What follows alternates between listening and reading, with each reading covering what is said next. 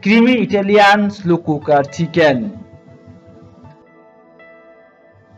How to make creamy Italian slow cooker chicken. Prepare time 10 minutes, cook time 35 minutes, serve 4 people. Ingredients: 1 whole chicken cut into pieces, half quarters or whatever you have got, 1 packet Italian seasoning, 1 can cream of chicken soup, half can white wine, 4 ounce sour cream, buttered rice for serving. Method: place chicken into slow cooker and sprinkle with seasoning packet.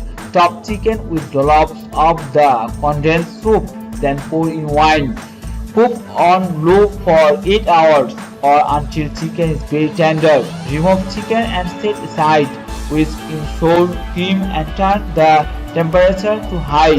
After the sauce has begun to bubble, simmer for 5 to 10 minutes until the sauce has thickened slightly. Serve chicken with buttered rice topped with sauce.